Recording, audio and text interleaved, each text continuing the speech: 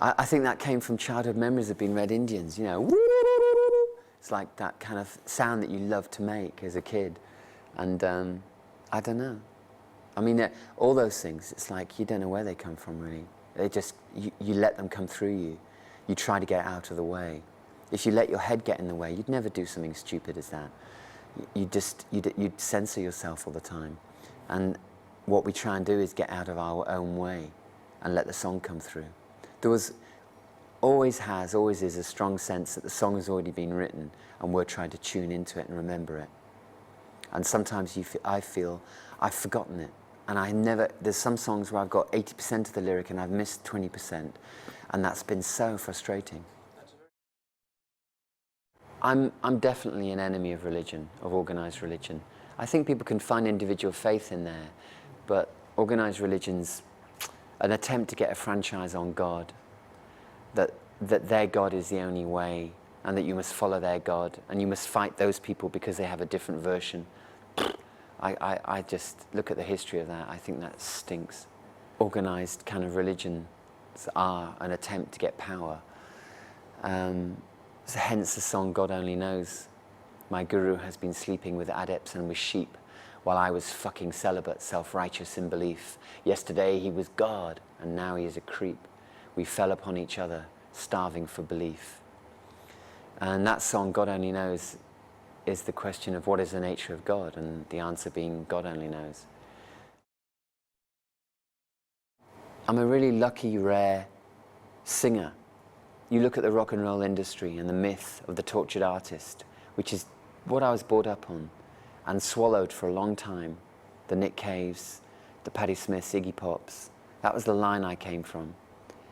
And Johnny Yen, the song, which you'll see in the gig, is about that. Self-destructive suicide artists that we love to watch. We love watching that tightrope. An amateur guitar player playing on a professional stage. I've hardly played in 7 years, really. My last gig was Woodstock in '94, so what's that, 4, 6, yeah, 7 years. 7 years. So forgive me if I cock it up on there. We came to play Sit Down. Tim said, down the mic, oh, lads, I don't really want you, please don't start Sit Down like the way we've been doing it, which was something that Dave and Adrian primarily had kind of sorted out, which was based around a remix that was done for us. A really big, hefty guitar riff kind of started the song. And turned around to everybody and went, don't start it like that. And then an argument developed on stage. Like, literally. And I went to my mic and went, you will not see in a venue of this size a band like James ever argue in front of you about how they're going to play a song, right? And people started laughing. Yeah, like, I'll bet. Actually, that's what we're here to see, in a way, actually. And at which point Jimmy went, yes, you will. Like, very mank, you know, yeah, you will. I was like, no, you won't. And then it's just like, totally stupid, of course. But this whole thing developed where, like, we had no idea how to start this fucking song. But let's face it, it's our biggest hit, and it's, you know, a huge anthem. It's the song. Yeah. It's a song that defines James, you know. And there we were, literally stood on stage, arguing with each other, literally arguing about how we would actually start this song. And the audience were looking at us like, basically wankers. Like, what are you doing? And yet there was a huge amount of positivity towards it, because they thought, yeah, that's what was what the you thing are. Tonight? Where it started not a cappella, but just Tim singing it, and then I think he turned around to you, Dave, at some point and like gave you the nod, and I thought, oh, the drums are about to kick in, but then they didn't for another 8 bars or whatever. What was that then? Well, that was a follow-on from Newcastle, Right. where Tim had said, I don't want to start it this way anymore, and I was like, well, I think it's really good, and he just went, well, no. So he starts singing the song, looks down to me and says, bring the beat in. I was like, you're on your own. But it was great because the audience was singing it themselves. A great moment happened anyway. And that's always the beauty when you go into those areas, that it can actually get much better than the way you had it planned. But then today it was the same thing. And he was singing it, the audience was singing it along, and it was just like, well, this is fine. I'll come in on the next section, not this one, you know. And it worked a treat. Yeah. It did actually. Sleeping stories. Excellent. Oh no, hang on. The Quiet I Man, heard the the Dark ultimate Man. sleeping story. Is this the sleeping story? No, it must be. It must be. You know what we're going to say here, I've don't heard you? this, but I now have I think you have to. I think are you interview? Right, okay, here we go. No. Right. Curly, you should interview. We should interview Curly really, because Curly's our tour manager. Curly. We need a witness. I call Michael Jobson, Your Honour. The funniest Michael waking Jobson. up story that you've ever done for this band. I mean, Been in Agent Oxo. Viseu in Portugal, 6 o'clock in the morning, and we were leaving to go to Porto Airport. So my usual get the pass key and wake up the lads because they're not getting out of bed. And I went into Vuvu's room and there was the suitcase that hadn't been touched, the bed that hadn't been slept in, and no Vuv. On the way out the door, in the corner of my eye, I see a figure in the toilet. And it's Vuv, and he's got his head on the back on the toilet, and the welt in the hand, and he's asleep. He's asleep with his head leaning on the wall with his How knob is in his that hand. possible? How is that possible? What is it? Is it just like horses, sheep, and guitarists, or what that you can sleep standing up? How is that possible? Look, I don't remember anything about that. There was Beijing when you were lying outside your door after trying to put your cash point card in. Yes, well, that's slightly more dignified. I was trying to put my knob in the. I haven't done that yet. There could be some credit. There's time. We'll be there tomorrow night. There's time. Yeah. Here's Welsh. Nice one. You should sit there looking pretty. Is that This is us. Sit here with Jim and Serena and Chunny Lad. Lad? This is Chunny He's Lad. Chunny Lad. He is. Why are you called Mr. Chunny Lad? Chunny Lad. Why is he called Chunny? Chunster. Because he's Mark Hunter, Yeah. which is Hunter. Chunter. Yeah. Chunter means to mumble. Yeah. Yeah. Which he does a lot Which of. he mumbles the whole time. He does. So to chunter is to mumble. Yeah. So And he's Chun, a shortening of Chunter Chun. is Chun. Chunny Lad. Chunny Lad. Mr. Chun. There you go. There you go. Well, it's obvious now that you point it out. It's like- Staring you right in the face, wasn't it? Staring you right in the face. Chunny Lad. There you go. It's a cat Chunny flap. Lad. Chunny Lad. It's a What's total your nickname though? You've all got nicknames. What's yours? Oh, I haven't got. Yes, you have. What's your nickname? Other nicknames. Excuse me. This will be the Jim. nickname section. Jim, what's your and nickname? You have got one. I haven't. What's his nickname? Noddy. Noddy. Yeah, he is the one that makes it up. Noddy. Why are you Noddy? Well, at least sometimes Mr. Delaney. Jim, you fessed this up to me in the cab yesterday as well. well, And say it's me that does the nicknames. I know. Well, they haven't come up with a nickname for me. Noddy. So Wait, hang on. I'm Noddy not- then. Noddy. Why are you Noddy? Noddy. I've never been called Noddy before tonight, so I wish I could explain why, but unfortunately, since it's just been spontaneously arrived at. He's not, he never was. He is now. They've all got nicknames. No, How Jim can you does not? not. How can Jim not have a nickname? Because he's all mixed them up. Jim christens everyone. Okay, what are the other I nicknames? didn't christen everybody. What are the other nicknames then? Vuvu. Why is Vuvu Vuvu? Well, that's not one of mine. That's Okay. Why is he Vuvu? I thought Well- he was Mr. Pastry. Why are you He is Vuvu? also Ah, Mr. Pastry But and that's from Vuvu. Why are you Peter. Vuvu? Oh my god! I mean, I don't have to. There's no way I can explain No, that. but I mean,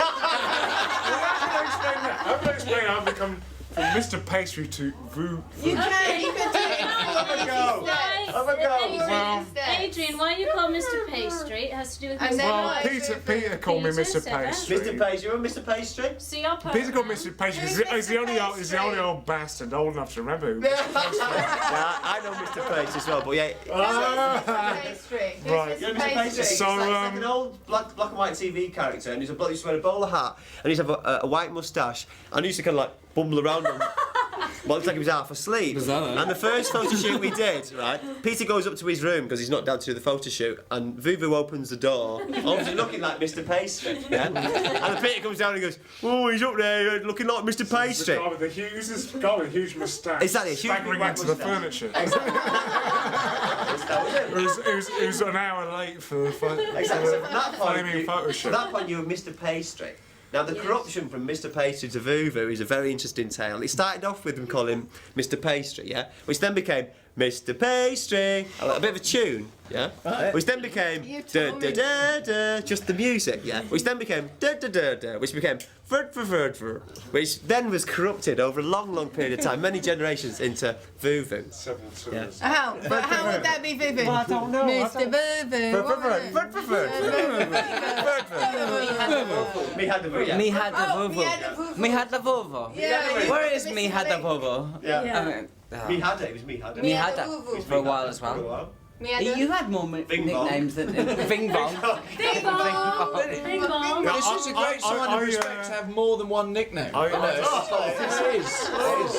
You know, just Vuvu, just plain Vuvu. Oh, Vuvu's friends. Yeah. To your friends, you're known as Vuv, aren't you? Yeah. No, this is Because he does his friends, to be honest with you, not me.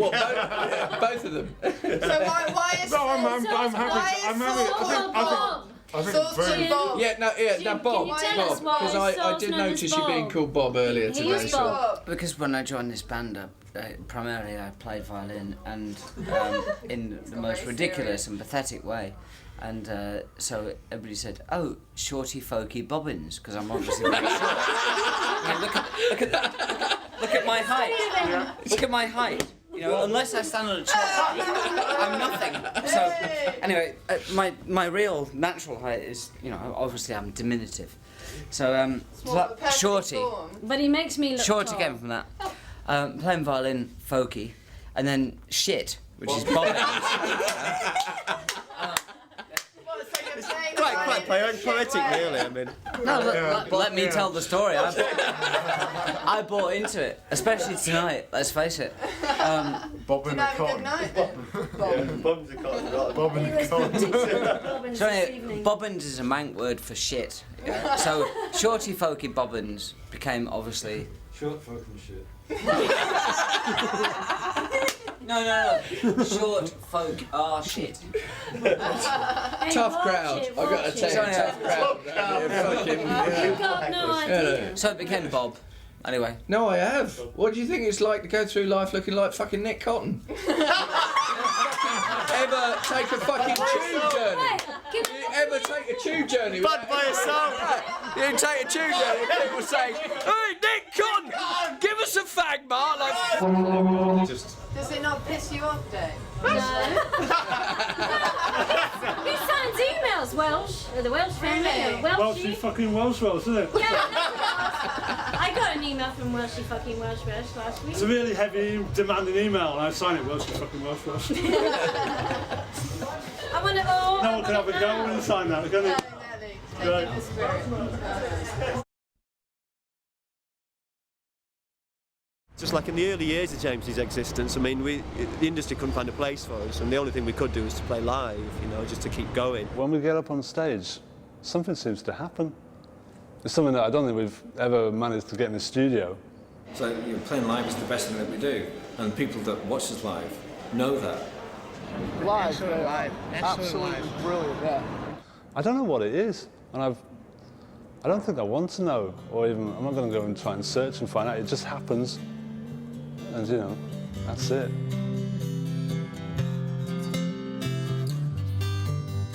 We used to improvise on stage, usually one song a night, but then there'd be 2 or 3 songs where there'd be complete areas which were left open for whatever happened, and they could go any way. You know, the stage for us is I think, is a very safe place. You know, it's like we love playing, and it's Tim gets openly very nervous before we play a show. Before gigs, I get terrified. It's hard to explain what happens, but basically, I think in the day your adrenaline just starts to rise, and you almost go into altered states of consciousness through the day. And you know, it can be really nerve-wracking because you get into some very strange altered states. The rest of us, probably there's different levels of nervousness or excitement, you know, about it. And it's like the biggest shot in the arm that you could possibly imagine. There's a certain type of bloody-mindedness also that we go on stage with. We like, it feels a bit like home to us. It's our place. And that gives you a certain amount of confidence in what you're going to do. You know, even songs that we don't actually know how to play, we'll sound check them and get a half-assed version together in the sound check, and then throw it in without any rehearsal, without anything. Throw it in and see what happens. That's the master list. It's the short list for the tour. I know. 45 of them. Is it? Yeah. That's some damn fine list. 200 songs we've recorded. We were at another day, yeah. 200 songs we've recorded. Amazing. We played a song the other night called I Defeat that we've only ever played once before, other than the time when we recorded it. And Jim's got his little bit of paper with his chord sequences written out, and I'm kind of like glancing at it going, oh, thank God he brought his notes along, because I'm fucked here, I've got no idea what I'm doing. And Tim said to me in the sound check, well, why don't you play violin on it? Played guitar on the recording of it. He goes, why don't you play violin on it? But really nice. I'm like, oh no, I don't know what to do. Like, everybody said, God, I loved it when you played that song. It sounded beautiful. And we're like, got away with that one. How do we do this? And just people vote for Well, little dots by each. Hang on a minute. Each person votes for 3. Is there anything else? And on the least votes gets ditched. Well, why don't we write a set and then see what will go best in the set that we've got? Well, it's the only song that could follow Sit Down, if we wanted to follow Sit Down. I thought this was You don't think it would? Okay. How about, I think Space is the first encore sounds like that's a great idea. Sounds a really nice idea. How about if we change Tomorrow and Yen around, so him familiar goes into John Yen? Yeah. A jam would have, you know, some vague thing. They say, oh, let's try and play it tonight on stage. What? What, in front of an audience? Yeah, just have a go, see what happens. And I love that spirit. Once I clicked into it, it's like, yeah, this is good, you know. I think this sort of, collective improvising is another, a feature that this band does very well.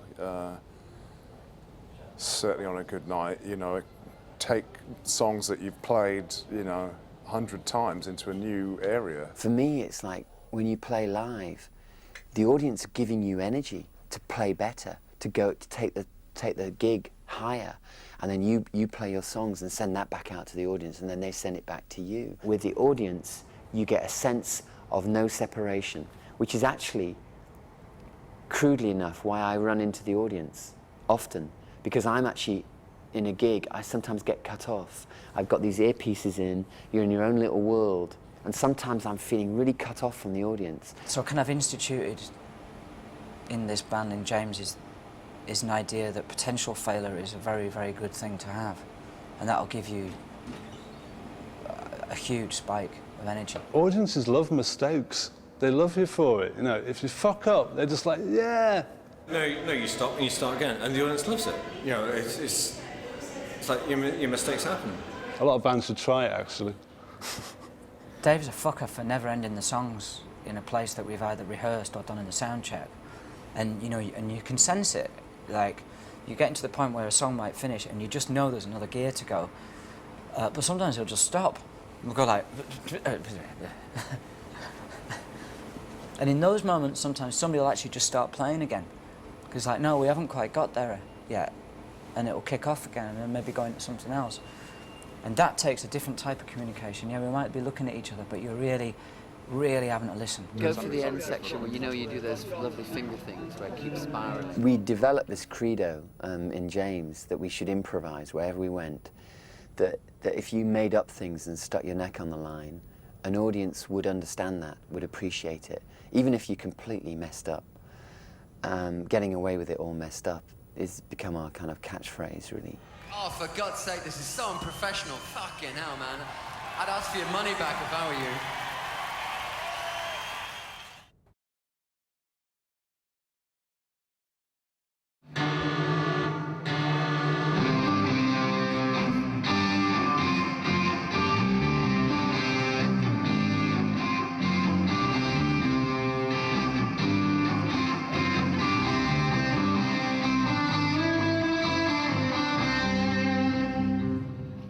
James didn't talk very much in the early days.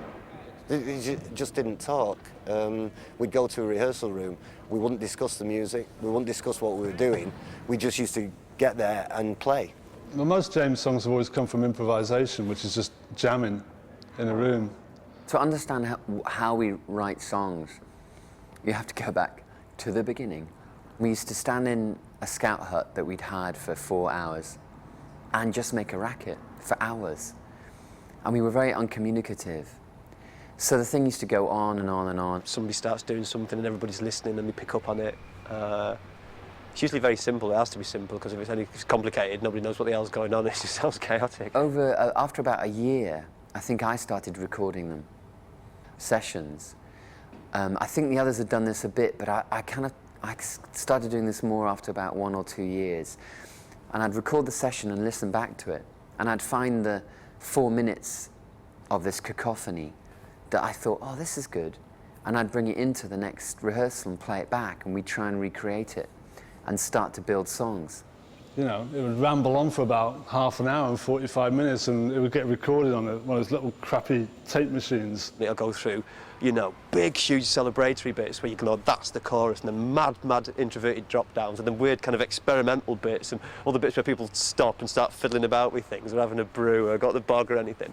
And you listen back to these huge jams that's just like mad landscapes, you know. Most of it was rubbish, but within that 30 minutes, you'd find 3 minutes of coherence where something great happened. It just came together, and then it wandered off. And you kind of go, right, how the hell do we turn this into a song? And you have to go back and you get the bits and go, that bit's good, that bit's good. You can find the bits that work, and then you distill that and work on them and kind of truncate everything and make a pop song out of it. It was just this organic thing that grew on its own. Rehearsal for them really is the place where they generate music, actually, because most of their music comes out of improvisation. It's a very magical process.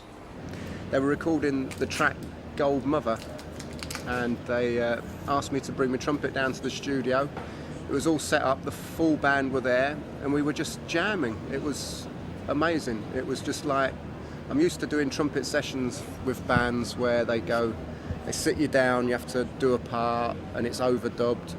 And this was just a jam, and that set the scene. That's what James are about. We were rehearsing, 4 or 5 days a week, 5 hours a day, just making a racket with each other. And that, we learnt to improvise and make songs up instantly, every day. And that was an incredible skill to learn.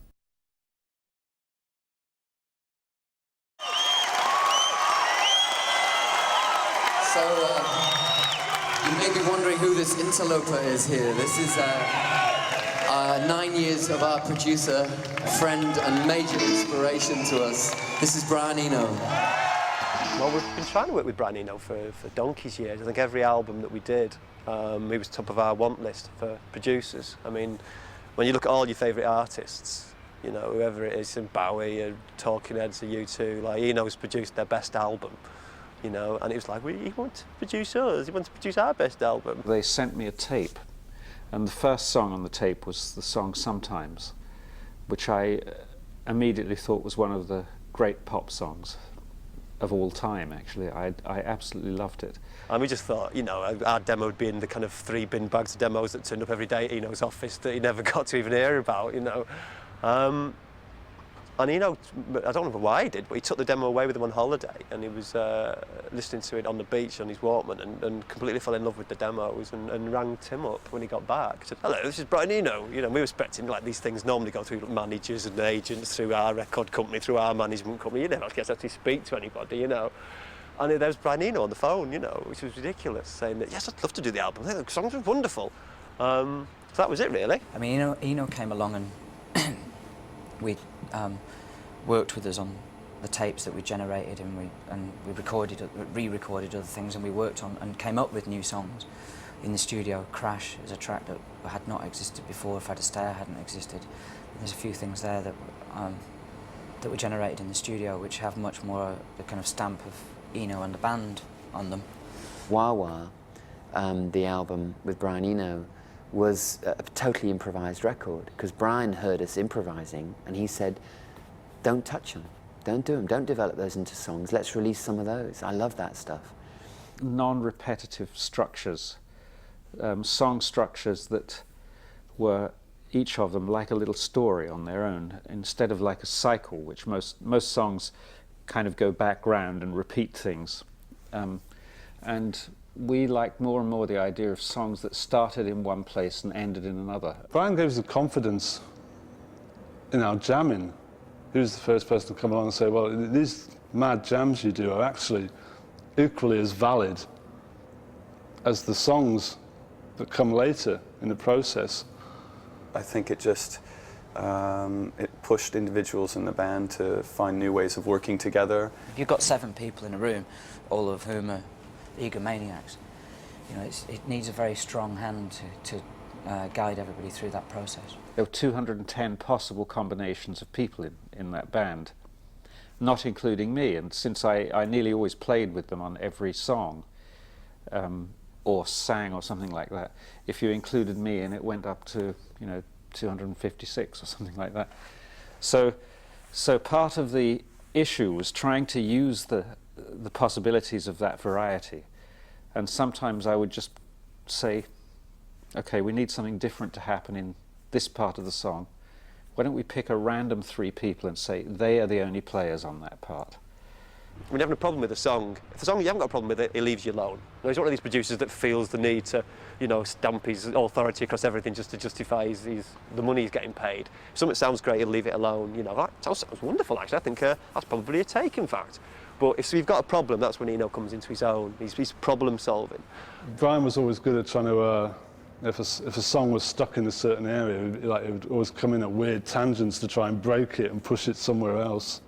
Ridiculous ideas. And what he'd do, he'd have these cards, and he'd sit there and he'd write a word on it, and then he'd go up, and other people wouldn't see it, but he'd show different people in the band the card, and have descriptions like wobble on it, so you have to musically try and wobble, or he'd like change key, and he'd show this to one person, so one person had to suddenly change key. So we'll call these sections Denmark and Sweden, right? So I'll have a D on a bit of paper, and I'll have an S on a bit of paper. How more simple can this get, boys? OK, just go over that again. So we're going to Denmark to record the album. No, you tits.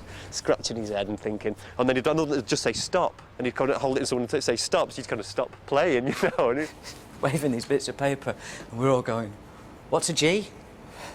Just mad, just try to break up if a song had got locked, you know, just trying to break it up, finding a way to smash it into something else. It was always a lot of fun. We always really enjoyed working like that. I mean, and making it sound like I came in and bossed them around it, and it wasn't like that at all.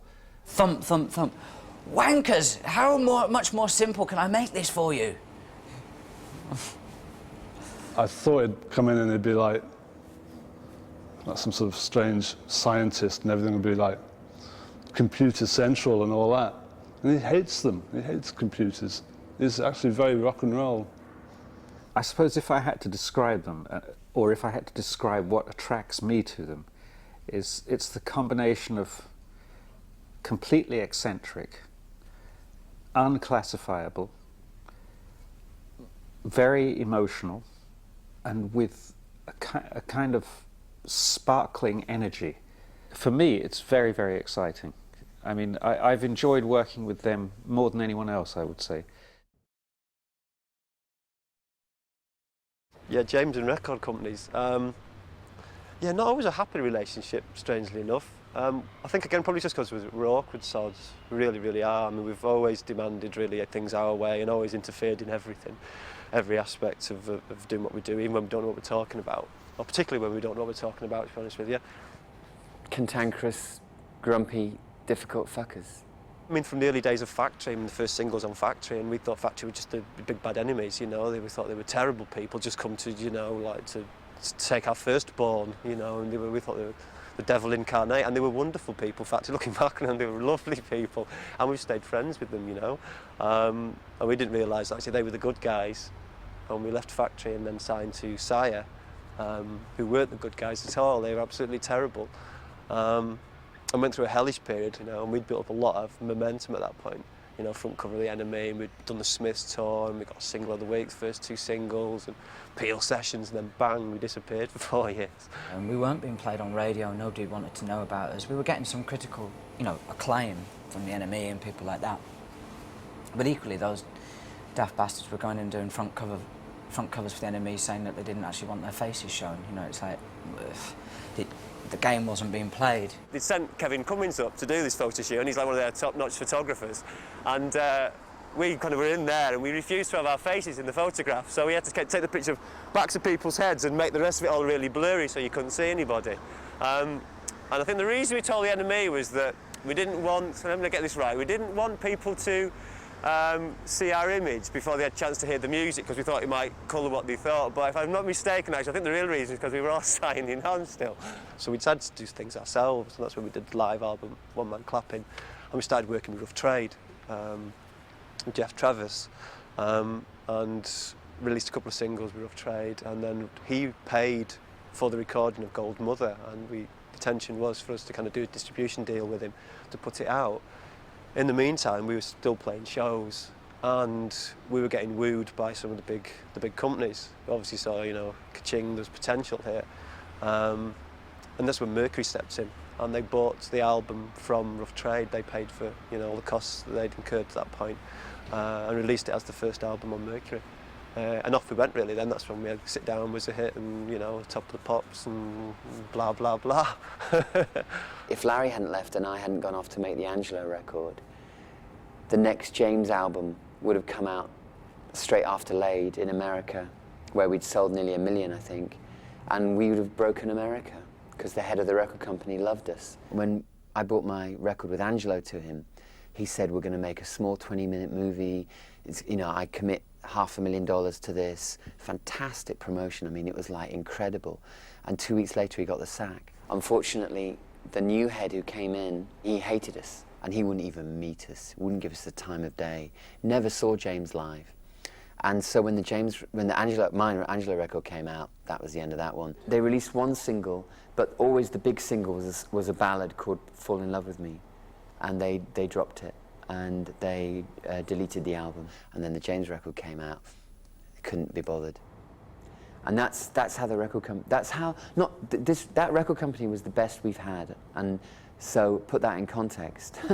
But, you know, that's the nature of being in the band. It's about so many different aspects, and interfacing with big business corporations is the hard thing. People think when they've got a record deal that that's it, they've made it, and that's when it begins, and that's when your troubles begin.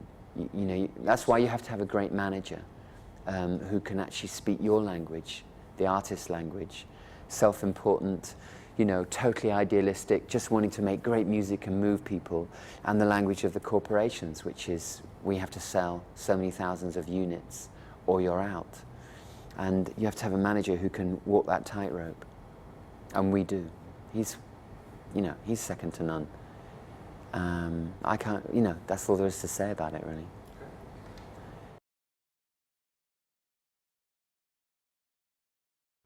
Well, where we are, Main Road, Moss Side, I was born and brought up about half a mile in that direction, I suppose, near Alec Park, Russell Street, which half of it's knocked down now. There's half of it there, but they've knocked the other half down. And I used to go to school just over there, Claremont Road, nursery, infants and juniors.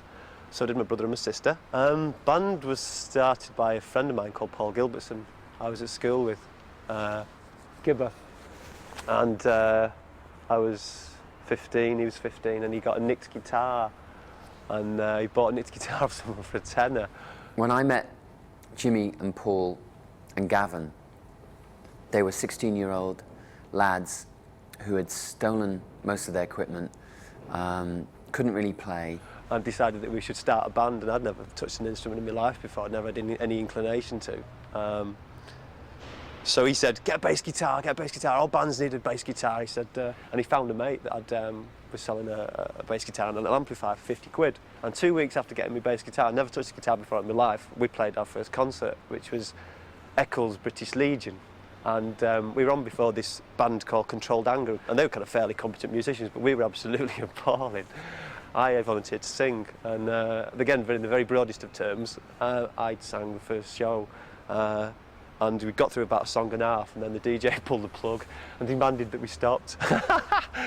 Paul and Jimmy were young hoodlums who used to support Man City, and they would go to away games and find out where the away pubs were, and they'd run through the pub fighting and try and get out the other door.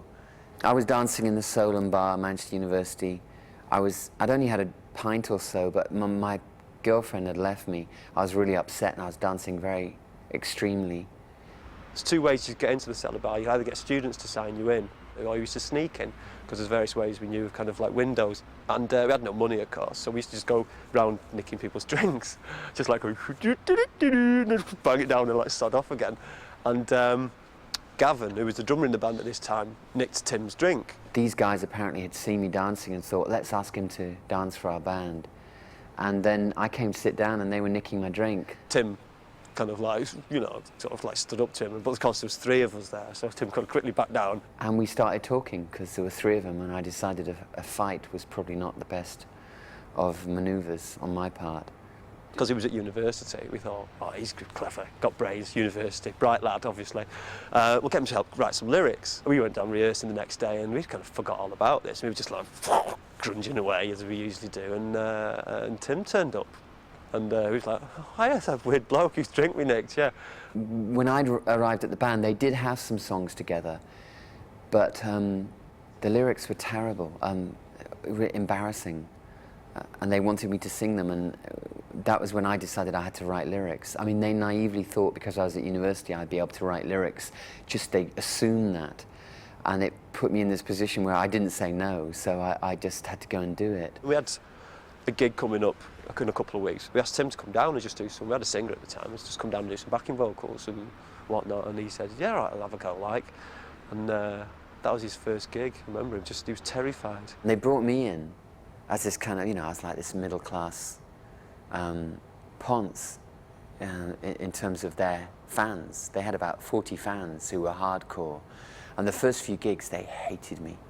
And they just tried to intimidate the fuck out of me. He was absolutely terrified. He was just stood there doing backing vocals about 3 tunes and shaking a tambourine and dancing around. Oh, yeah. They had songs like, I have a way with girls, me being so good looking.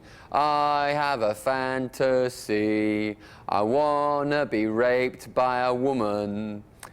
And I didn't really want to sing that one in public. So I kind of started writing lyrics through desperation. We were making music that was seen as very left field in those days. It's hard to believe now. We were never played on Radio 1 for the first 8 years of James. Ever. Daytime. Ever. John Peel played us in the evenings. That was it. The industry wouldn't have it. The industry was just like, you know, wouldn't have us at all. I mean, it took years to get on Radio 1. Years. We made Gold Mother record with Jeff Travers' Rough Trade, and he released Sit Down. It was quite different, and it was very soft. It was very kind of a dreamy version of it, and it was released and did nothing, and everybody told us we were shit. They spent nothing on advertising because they said you aren't going to sell anything. Jeff said you'll only ever sell 20,000 records. I went to see him personally. And I said, well, will you let us buy the record back off you, because we want to take it to someone who has a bigger vision of what we are capable of. And he generously allowed us to take the record back from him, and we took it to Mercury. We all knew that it was a massive anthem, and it was just, you know, so we re-recorded it with a much bolder approach to it. And suddenly, we were it. Overnight. Very strange. Well, Sit Down is brilliant, you know, I mean, 5 or 6 weeks at number 2. I've been a fan since Strip Mine. It turned me, folk music, but it was cool. And One Man Clapping was top as well. Excellent. But sit down is shite. Yeah, sit down. We don't really want to play sit down. I've had enough of that now. I mean, it just gets battered on radio, doesn't it? I mean, no one wants to hear it anymore. Students. No. I've heard the early stuff. Students sit down, it's crap. Yeah, sit down. Oh, yeah, they all sit down and everything, and it's gone past that now, you know what I mean?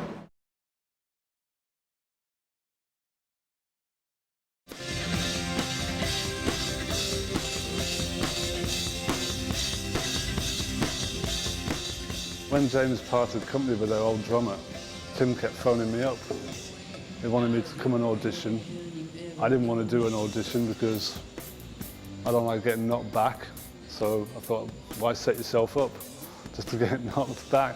But he was so persistent. He just like, keep on phoning me up, even to the point where Jimmy told me later, the rest of the band would be saying, look, he's not interested, give up.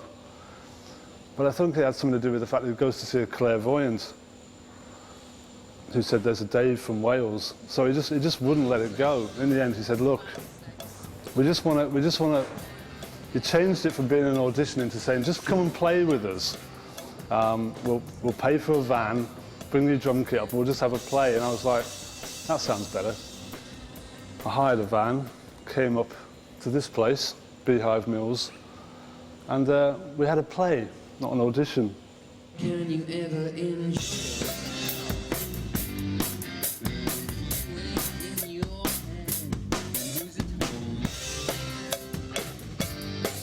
Seemed to go all right. A funny bunch, though. They had a little code which they told me about afterwards to say, so they could say to each other during the jamming, the session or whatever, whether they thought the guy playing the drums was any good. And they told me this afterwards, and it was, are you going to go and see the Throwing Muses tonight? And if it was yes, then it's like, yeah, he's all right. And if it's like, nah, I don't think I'll bother, it's like, it's not happening, like, let's just make our excuses and go. They actually said to me that out of the 20 or 30 drummers that they had auditioned, I was the only one who made them feel like I was auditioning them. Which wasn't my intention to do, but that's how it came about, and it seemed to work. So they went to see the Throwing Muses that night. Must have been on the next floor down. I mean, it wasn't like it is now. It's all been, you know, done up, and it was just an empty old factory. And we used to have to share the rehearsal room with a heavy metal band. Not at the same time. That would have been a bit difficult, but yeah. And we were always getting broken into and finding all our keyboards at Johnny Roadhouse in Oxford Road.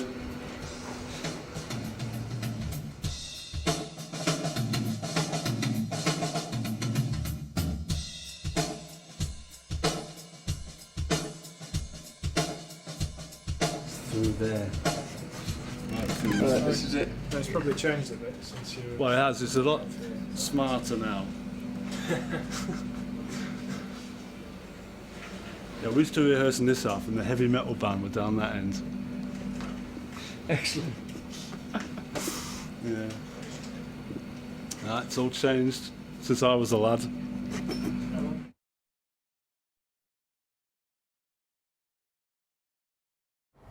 I don't really know why I'm leaving. It was just really waking up round about the summer and going, I think it's time to go. It wasn't a surprise. Tim said he was going to leave. Went into shock slightly afterwards, but it wasn't a surprise. It didn't really surprise me. Seeing that this is actually a really good time to go and that we're in a really positive frame of mind.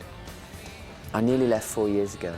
I wrote a song, I Know What I'm Here For, hanging on through late December. And I figured I was going to leave at the end of a December tour. No one ever knows that. That's what that lyric meant. And we'd have left acrimoniously. It would have been an implosion, bitter. I didn't want a bitter taste in my mouth when I thought about James, you know? Like, I'd put all this into it, and I just thought, you know, I don't want to go when I'm in a store and, like, you know, there's a James tune on, I don't want to, like, you know, walk away with a, like, pan on, you know, and be miserable all day thinking about everything. You know, I didn't want that. I didn't want to walk away from this feeling bitter. So I just thought, you've got to stick it out, you've got to make it work. However it ends, you've got to come away thinking, yeah. And we got through that hard time with some very strong conversations and strong airing of truths. And in the last 2 years, it's been fantastic again in James.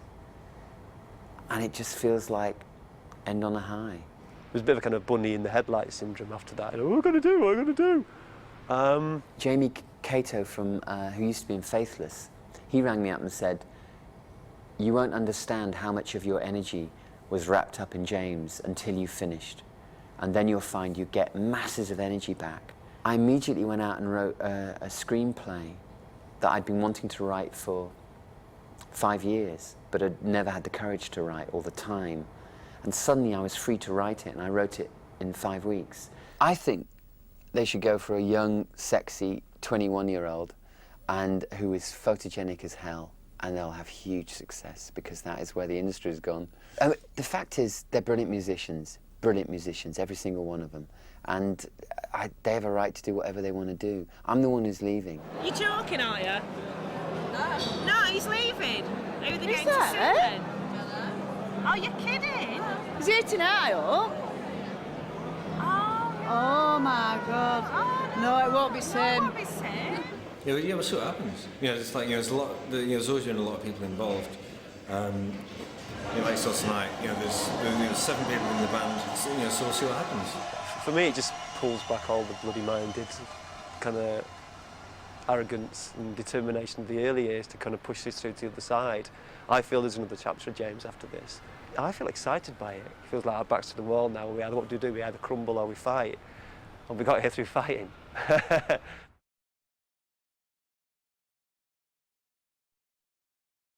James has been a band that's always kind of evolved and changed characters, and that's almost like one of its qualities in a sense. You know, sure, Tim and Jim have become mainstays from the original days, but I think the band has evolved through its personnel as well.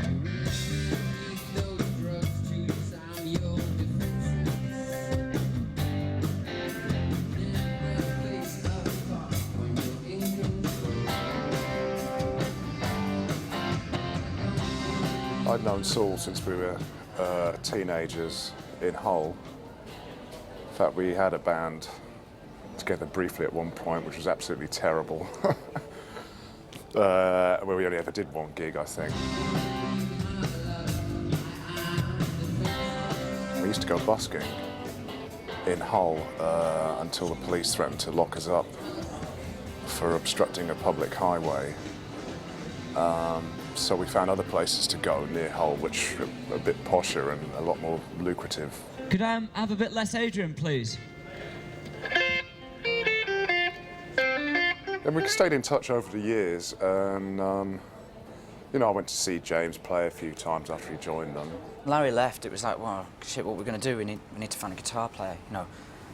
Somebody. I thought, oh, Adrian. So I started going along to the studio when they were recording Whiplash, and they put me in front of this recording setup they had set up in one of the cottages at the studio, Real World Studio, and played me this track which had this thumping drum rhythm track. And this vocal line somewhere off in the distance, and absolutely nothing else. No bass line, no chords or anything. And they sort of went, "Well, play something." And made him play guitar with a paintbrush. I just thought it was bizarre. So what are the chords? Well, no, right. I mean, just drum machine and a vocal, but. It worked, you know. I like the fact that they work in, you know, I mean, it might be a bit unorthodox, but then that is, you know, I think that's very James, isn't it? You're pretty cool, aren't you? Not some kind of weird initiation ceremony.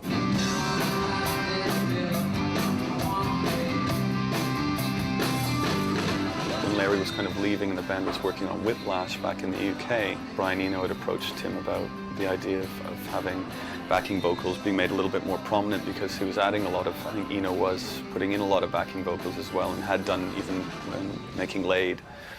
And I imagine Larry and even Andy in the earlier days were singing a lot, so it opened up a space for another live vocalist. The way it all kind of came together in true James fashion, it just kind of, you know, I don't know, happened. It's like everything just managed to follow some crazy serendipitous direction, and still a mystery. Still a mystery, yeah. The kind of James Here we are, you know. mystery, you know, just part of it. And 4 or 5 years later. That's right.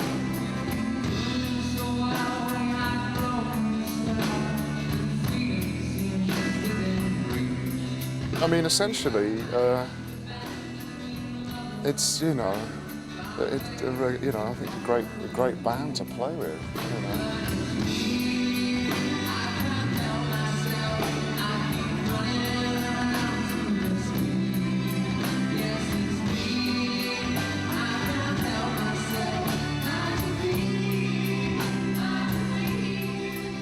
I think it was V98 or 99 or something at Chelmsford where I got hit over the head by a full bottle of Sprite. Some bastard. It was locked. It was locked, and it was one of those. It was one of those situations where, because Adrian was, you know, he was in the middle of playing something, and he had his head down, and he was, you know. he was really getting into it, and a few of us, Jimmy and I particularly, watched this missile being thrown through, and he had no idea, and the two of us looked at each other in the middle, and it slowly just bounced off the top of his head, and you went flying back, and then had that stunned look like, who would do such a thing? Where did it come from? And then just proceeded to just get on with the guitar, finishing the guitar. Yeah, I just picked up my guitar again and carried on. Oh, but it didn't, you know, sorry, I didn't want to laugh. Neither did Jim, No, but we had to. Well, I've never been able to drink Sprite. You don't want to laugh, but you kind of have to, because the poor guy just didn't expect it. It was plastic, but it was full. It was full. The point is, it was full, so it was quite heavy, you know. I mean, cut the top of my head open. Did it? Yeah. Did it cut it open? Yeah, well, not really badly. But... All right. I feel bad now, I was laughing.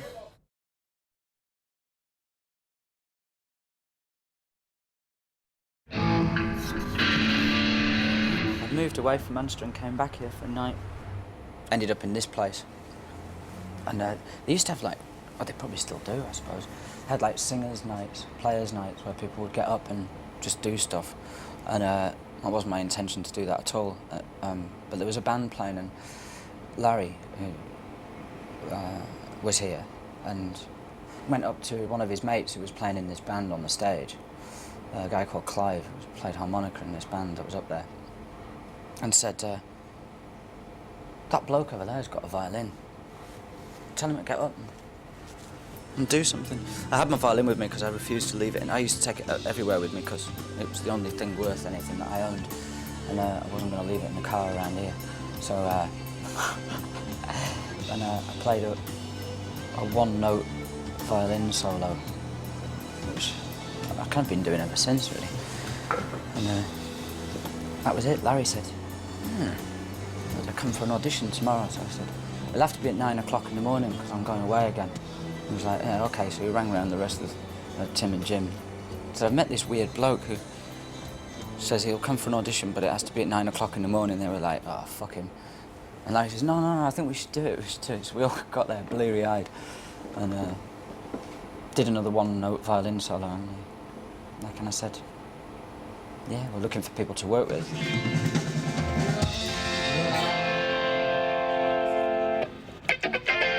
Well, a few days later, I received a tape through the post of a load of demos that they were working on some of their tunes.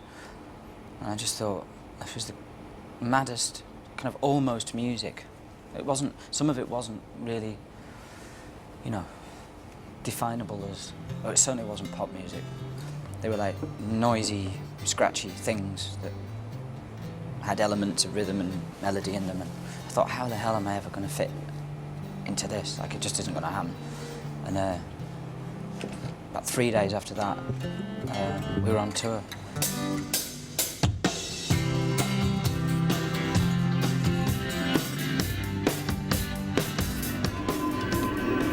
Val Doonican and Charlie McCoy. Hello. You know, one of my favourites. Excuse me. Don't ever knock the great Val Doonican in my presence, please. Sorry. You know I'm a big fan. well, yeah, make the most of his best ideas. System configuration. I did the woolly cardigans, the calm, gentle Irishman, and the rocking chair.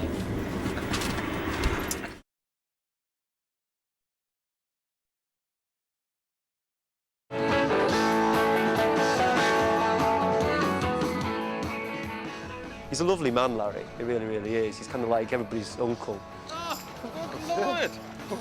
I was on the dole, and I used to do things on the side to earn some money, and one of them was give guitar lessons.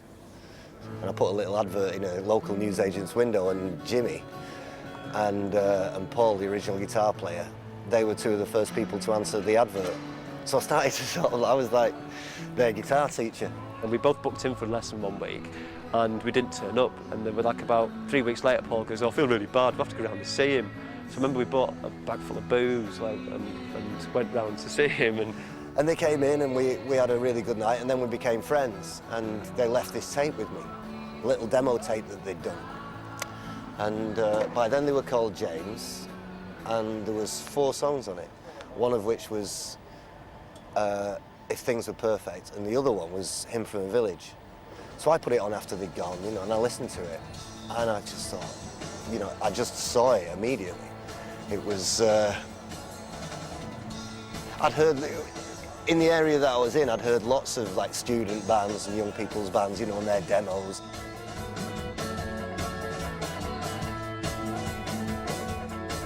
And they were all of the same kind of monotonous type. And there was this little jewel that just shone out of this crappy little demo tape. I started to take gigs for them, then I did sound for them. Larry would play with us every now and again, as and when we wanted him to, as and when we could find a rehearsal space and drag him down, he'd just come down and have a go. It just kind of grew like that, until one day they just said, "Well, do you want to be in it?" You're like, why not? Over the years, he kind of grew into being in the band, I suppose. It was with us for a long, long, long while. From my first gig, which would have been, I can't even remember the name of the nightclub, it's not there anymore, near the town hall, right through to the last GMEX gig.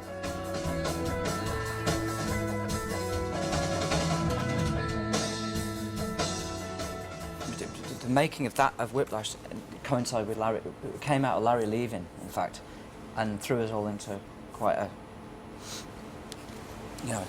confused state as to how we were going to write on the next batch of material. He's got a furniture company now, designs and makes furniture. Kind of mad stuff out of mess. And incidentally, this thing he made here to sit on this evening is available in all good Conran stores. Looks a bit uncomfortable. Are you sure you don't need some cushions?